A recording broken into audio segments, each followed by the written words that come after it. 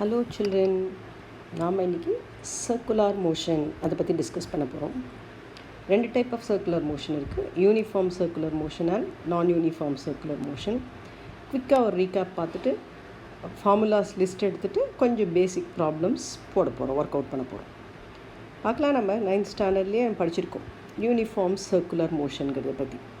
அப்படின்னா என்ன அர்த்தம்? ஒரு ஆப்ஜெக்ட் சர்க்குலர் மோஷன் எக்ஸிக்யூட் பண்ணுறதுனா at each and every instant, இப்போ ஏல இருக்குது ஒரு இனிஷியலாக, ஆஃப்டர் t செகண்ட்ஸ் இப்படி பிக்கு போயிருக்கு, இந்த பக்கமாக ரொட்டேட் ஆகுது ஆன்டி கிளாக் வைஸ்லன்னு வச்சுக்கலாம். அப்போ அலாங் த சர்க்குலர் ட்ராக் அது ஒரு எஸ் டிஸ்டன்ஸ் போயிருக்குன்னு வச்சுக்கலாம். அப்போ பார்த்தோன்னா இந்த ரேடியஸ் வெக்டர் இருக்கு இல்லையா, ஏவை ஓ கூட ஜாயின் பண்ணுறது, பிஏ ஓ கூட, அது சென்டரில் ஒரு ஆங்கிள் தீட்டாவை சப்டெண்ட் பண்ணுறது. the rate at which the angle is subtended. So இந்த எஸ்ஸுங்கிறது லீனியர் டிஸ்பிளேஸ்மெண்ட், இந்த தீட்டாங்கிறது ஆங்குலார் டிஸ்பிளேஸ்மெண்ட் அப்படின்னு சொல்லுவோம். சரியா? எஸ்ஸுங்கிறது linear displacement, theta is called as angular displacement. இந்த ஆங்குலார் டிஸ்பிளேஸ்மெண்ட் எப்படி நம்ம இதில் சொல்கிறோமோ லீனியர் டிஸ்பிளேஸ்மெண்ட், அதே மாதிரி இந்த angular displacement is also a vector quantity. சரியா? நம்ம அப்போ இது எப்படி எழுதலாம்னா, ரொம்ப சின்னதாக இருந்தால் இந்த தீட்டா நம்ம we can write it as, if this theta is very small, we can write this theta as s by r அப்படின்னு எழுதலாம். இல்லைன்னா s is equal to r theta. இது லீனியர் டிஸ்பிளேஸ்மெண்ட்டுக்கும் ஆங்குலார் டிஸ்பிளேஸ்மெண்ட்டுக்கும் இருக்கக்கூடிய ரிலேஷன். இதே மாதிரி தான் linear rate of change of linear displacement. இப்போ d theta by dt போட்டோம்னா எப்படி ds by dt is linear velocity போடுறோமோ, அது மாதிரி d theta by dt is angular velocity omega. அது மாதிரி ஆக்சலரேஷன் என்ன பண்ணுறோம், dv by dt போடுறோம். அதே மாதிரி இங்கே angular acceleration alpha is d omega by dtன்னு போடுறோம்.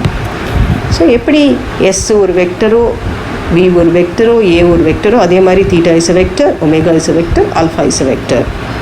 இது நமக்கு பேசிக்காக தெரிஞ்சுக்கணும். அப்படியே லீனியர் மோஷன் மாதிரியே தான்.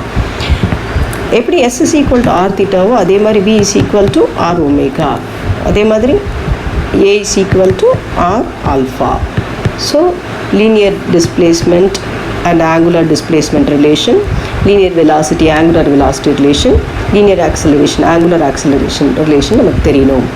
9th class basic பார்க்கலாம். எப்பயுமே ஒரு பார்ட்டிக்கிள் சர்க்குலர் மோஷன் எக்ஸிக்யூட் பண்ணுறதுனா, ஃபார் எக்ஸாம்பிள் இது ஆன்டி கிளாக் வைஸில் போகுதுன்னு பார்த்தோம்னா, we can see velocity at each and every instant is along the tangent.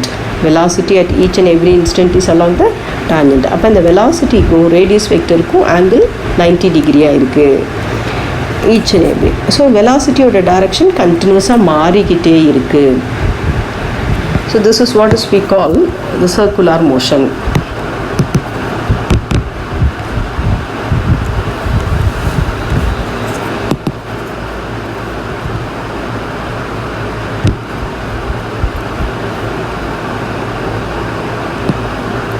Okay, இப்போ பார்த்தோன்னா வெலாசிட்டியோட டைரக்ஷன் மாறுறதுனால இதில் ரெண்டு டைப் ஆஃப் சர்க்குலர் மோஷன் இருக்குதுன்னு சொன்னோம். யூனிஃபார்ம் சர்க்குலர் மோஷன் அப்படின்னா வெலாசிட்டியோட டைரக்ஷன் மட்டும் மாறுறது, வெலாசிட்டியோட மேக்னிடியூட் இஸ் நாட் சேஞ்சிங்.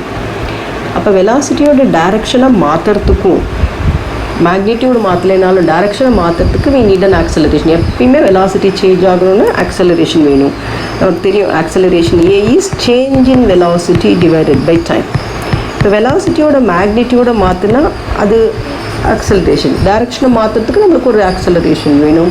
அந்த ஆக்சலரேஷனுக்கு பேர் சென்ட்ரிபீட்டல் ஆக்சலரேஷன். இந்த ஆக்சலரேஷன் என்ன செய்யணும், வெலாசிட்டியோட டைரக்ஷனை மட்டும் மாற்றணும், மேக்னிடியூடை மாற்றக்கூடாது.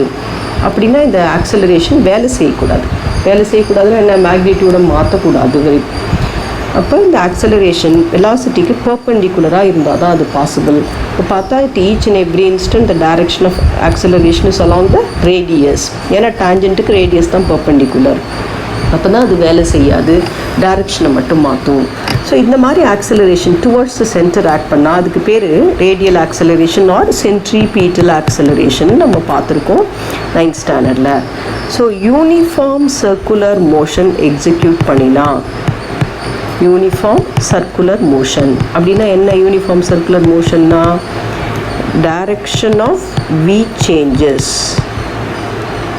மேக்னிடியூட் ஆஃப் v அப்படின்னா என்ன, ஸ்பீட் டஸ் நாட் சேஞ்ச். அப்போ அதுக்கு தேவையான ஆக்சலரேஷனுக்கு பேர் சென்ட்ரிபீட்டல் ஆக்சலரேஷன். இதுக்கான ஃபார்முலா v² by r அப்படின்னு எழுதலாம், இல்லை ஆர் ஒமேகா ஸ்கொயர்னு எழுதலாம். சரியா, விக்கு பதிலாக ஆர் ஒமேகான்னு சப்ஸ்டியூட் பண்ணிட்டேன். இந்த ஆக்சலரேஷனோட direction is along the radius. So uniform circular மோஷனில் ஒரே ஒரு ஆக்சலரேஷன் தான் இருக்கும், அதுக்கு பேர் சென்ட்ரிபீட்டல் ஆக்சலரேஷன். சப்போஸ் நான் யூனிஃபார்ம் சர்க்குலர் மோஷன் அப்படின்னு சொன்னால், நான் யூனிஃபார்ம்னா என்ன அர்த்தம்? வெலாசிட்டியோட மேக்னிடியூடும் மாறுறது. இங்கே V1 இருக்குது, இங்கே V2 இருக்குது, இங்கே V3 இருக்குது. எல்லாம் direction of velocity is changing, அந்த direction of velocity is also changing. மேக்னிடியூடும் மாறுறது, டைரக்ஷனும் மாறுறது. அப்போ அதுக்கு ரெண்டு ஆக்சலரேஷன் வேணும். To change the direction of velocity, you need centripetal acceleration, which is equal to v squared by r. To change the magnitude of velocity, you need an acceleration called tangential acceleration. அந்த acceleration என்னது? dv by dt. அது அந்த velocity மாறி இருக்கு இல்லையா, இது மாறின velocity எவ்வளோ டைமில் மாறி இருக்கு, that is call tangential acceleration. So uniform circular motion எடுத்துட்டா, if you take the case of uniform circular, ஒரு constant ஸ்பீடில் போனால் ஒரு ஆப்ஜெக்ட், அதுக்கு பார்க்கலாம், அதுக்கு வெலாசிட்டி இந்த இடத்துல எடுத்துட்டா it is along the tangent, the acceleration is along the radius AR, ஒரே ஒரு acceleration.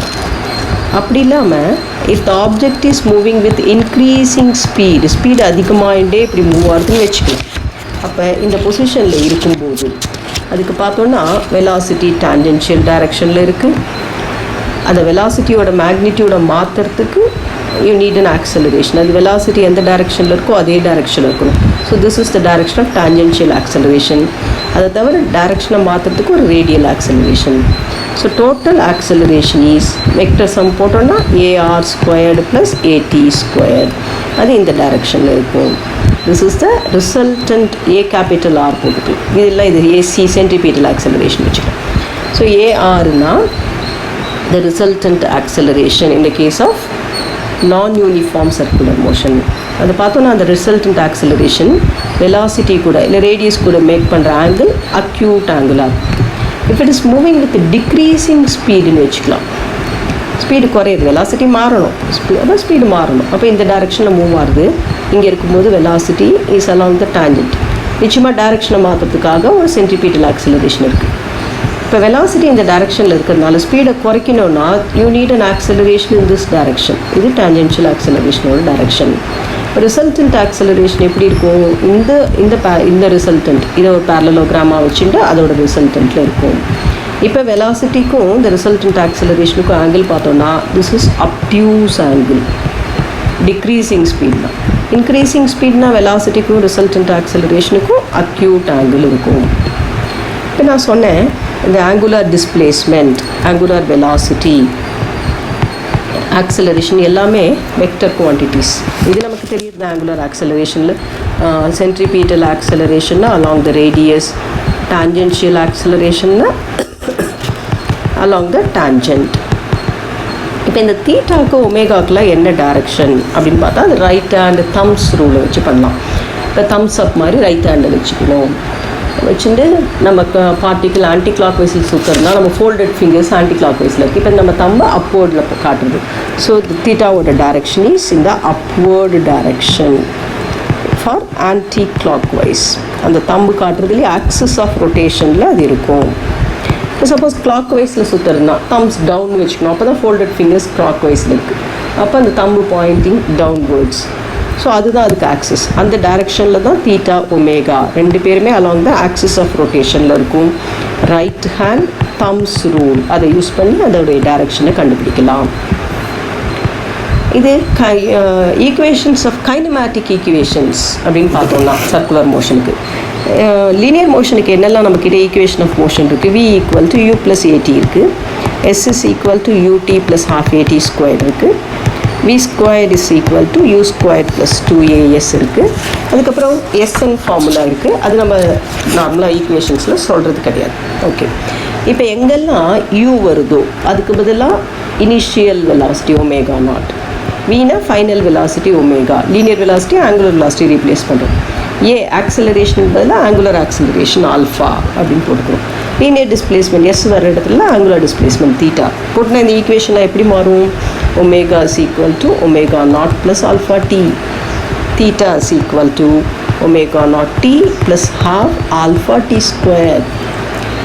And omega squared is equal to omega naught squared plus 2 alpha theta அப்படின்னு சொல்லிக்கலாம்.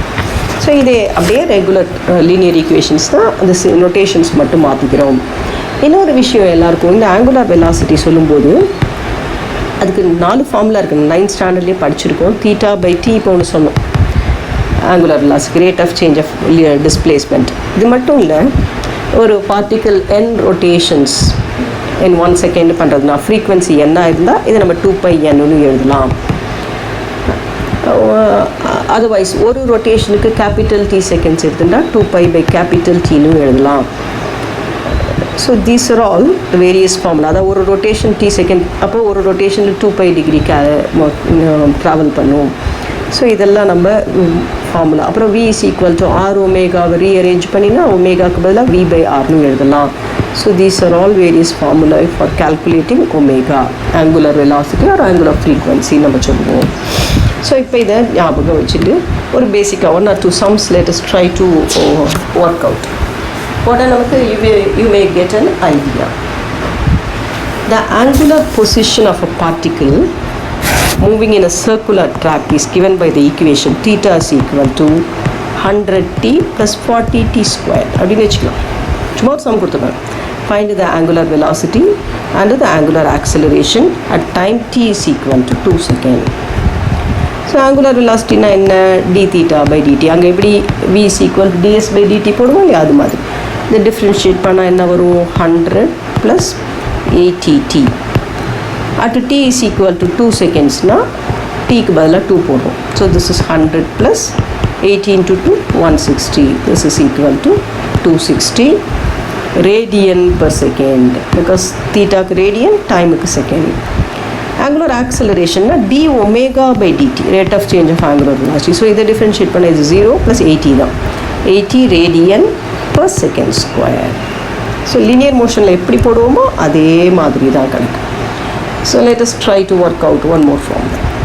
A particle moving on a circular path makes 600 rpm rotation per minute. In how much time will it complete one revolution? Time period கேட்குறாங்க, capital T. So இப்போ என்ன கொடுத்துருக்காங்க? Frequency 600 rpmனு கொடுத்துருக்காங்க. Rotation per minute இருக்கக்கூடாது, செகண்டில் இருக்கணும். ஸோ அப்போ என்ன 600 rp போட்டுக்கிறேன். ஒரு மினிட்டுக்கு பதிலாக 60 செகண்ட்ஸ்னு போட்டுக்கிறேன். 1 minute is equal to, okay sorry, ஒரு நிமிஷத்தில் 600 பண்ணினா ஒரு செகண்டுக்கு எவ்வளோ பண்ணும் அப்படின்னு நம்ம பார்த்தோன்னா, ஸோ இஃப் யூ சி எவ்வளோ செகண்ட், ஒரு செகண்டுக்கு அப்படின்னா 60ஆல் டிவைட் பண்ணிக்கிறோம் rp seconds. So this is equal to you have 10 rotation per second, which is called as 10 hertz. So frequency தெரிஞ்சிட்டா, time period is the reciprocal of frequency. This is equal to 1 by 10 equal to 0.1 second. So ஒரு ரொட்டேஷனுக்கு அது 0.1 second எடுத்துக்கும் அப்படின்னு நம்மளால் எழுத முடியும். இப்போ வரலாம் நம்ம let us come to, இதெல்லாம் நம்ம 9th ஸ்டாண்டர்ட் ப்ராப்ளம் தான். இப்போ நம்ம லெவலுக்கு ப்ராப்ளத்துக்கு வரலாம். நான் யூனிஃபார்ம் சர்க்குலர் மோஷனில் ஒரு சம் போட ட்ரை பண்ணலாம். The velocity of a particle moving on a circular path of radius 2 meter at a time, radius is 2 meter, at a time t is given by the equation v is equal to tt. Find the acceleration of the particle at t is equal to 2 seconds. So பார்த்தாலே தெரியுது இது நான் uniform circular motion. எப்படி கண்டுபிடிச்சோம்? Time மாற மாற velocity மாறிண்டே இருக்குது, அதனால் இது நான் யூனிஃபார்ம். அப்போ இதுக்கு 2 வெலாசிட்டி ஆக்சலரேஷன் இருக்கும். என்னென்ன ஆக்சலரேஷன்? டோட்டல் ஆக்சலரேஷன் கேட்குறாங்க. Radial acceleration A, centripetal acceleration, tangential acceleration 2 இருக்கும். This is the resultant acceleration. நம்ம அதுதான் கண்டுபிடிக்கணும். சென்ட்ரிபீட்டல் ஆக்சலரேஷன் பார்க்கலாம், ரொம்ப easy. v square by R. v ஸ்கொயருக்கு பதிலாக 2t the whole square divided by r. t2ன்னு கொடுத்துருக்காங்க. So 2 into 2 4 square divided by r, which is 16 divided by ரேடியஸ்க்கு பதிலாக 2 போட்டுட்டோம்னா 8 meter per second square centripetal acceleration. tangential acceleration ATனா என்ன நமக்கு தெரியும்? It is equal to rate of dv by dt. So இதை differentiate பண்ணினா 2. So tangential acceleration is 2 meter per second square. So the resultant acceleration is root of vector addition. இது ஒரு vector, இது ஒரு வெக்டர். ரிசல்டன்ட்னா நம்ம என்ன அப்ளை பண்ணுறோம்? parallelogram இங்கே 90 டிகிரி இருக்குது. அதனால் 8 squared plus 2 squared. So you have got 64 plus 2 squared is 4. So this is equal to root of 68 meter per second square. அப்படின்னு போட்டுடலாம். So இன்னொரு one more sum if we work out.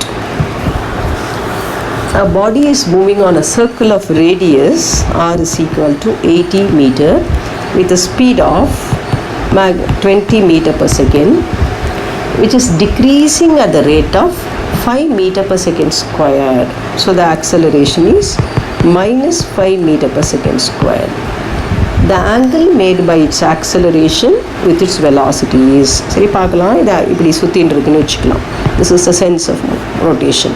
நம்மளை இப்போ work out பண்ண சொல்லாதனால number தேவையில்லை. At any instant இங்கே ஏல இருக்குன்னு வச்சுக்கலாம். ஸோ இதோடைய வெலாசிட்டி இந்த டைரக்ஷனில் இருக்கும். இதுக்கு ரெண்டு ஆக்சலரேஷன் இருக்கும். ஒன்று radial acceleration, centripetal acceleration. Tangential acceleration எப்படி இருக்கணும்? இதோட ஸ்பீடை குறைக்கணும். அப்போ அந்த வெலாசிட்டிக்கு ஆப்போசிட் டைரக்ஷனில் டான்ஜென்ஷியல் ஆக்சலரேஷன் இருக்கும். பார்த்தோன்னா அப்போ ரிசல்டன்ட் ஆக்சலரேஷன்னா இந்த டைரக்ஷனில் இருக்கும். This is the direction of resultant. அப்போ ஆங்கிள் பிட்வீன் வெலாசிட்டி அண்ட் ஆக்சலரேஷன்னா இந்த ஆங்கிள்.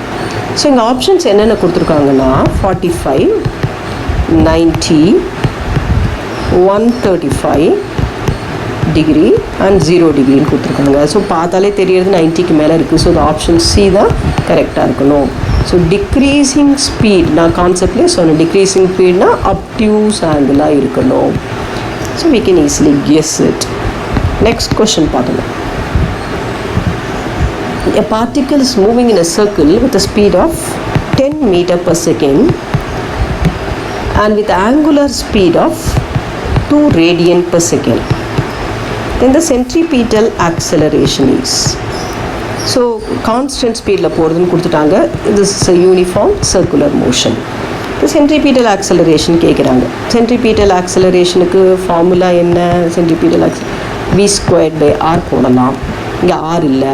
ஸோ எலிமினேட் பண்ணோன்னா நம்ம எப்படி போடலாம்? v ஸ்கொயருக்கு பதிலாக r squared omega squared. Okay, will find out.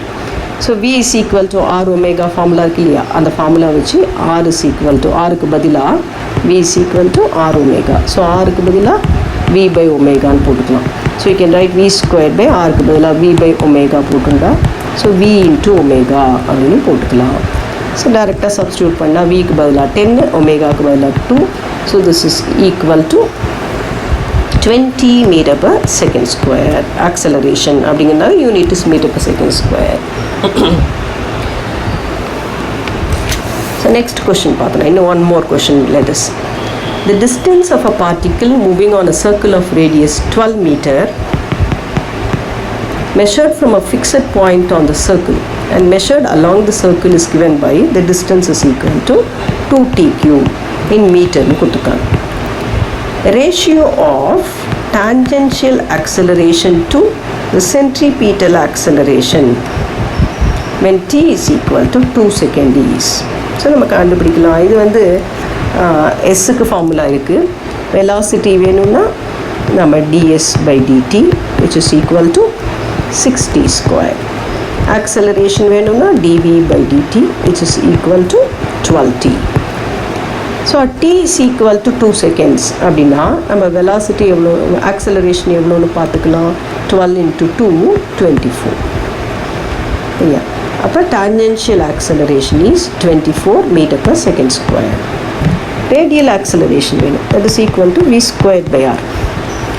விக்கு பதிலாக நம்ம 6t square the whole square divided by r. இப்போ t2ன்னு கொடுத்துருக்காங்க. அப்போ 2 square 4, 6 into 4 24 into 24 divided by r என்ன கொடுத்துருக்கு? 12 கொடுத்துருக்கு. ஸோ கேன்சல் பண்ணால் this is equal to 48 meter per second square. So இப்போ நம்மளை என்ன கேட்குறாங்க? Ratio of tangential to centripetal. டான்ஜென்ஷியலுக்கு பதிலாக 24, சென்ட்ரிபீட்டலுக்கு பதிலாக 48 யூனிட் கேன்சல் ஆகிடும். So this is equal to 1/2. So the ratio is 1:2. So இந்த மாதிரி ரொம்ப பேசிக்காக கொஞ்சமாக நமக்கு ஃபார்முலாஸ் தெரிஞ்சால் போகிறோம். என்னென்னு தெரிஞ்சு யூனிஃபார்ம்னா ஒரே ஒரு ஆக்சலரேஷன் இருக்கும். நான் யூனிஃபார்ம் சர்க்குலர் மோஷன்னா 2 ஆக்சலரேஷன் இருக்கும்.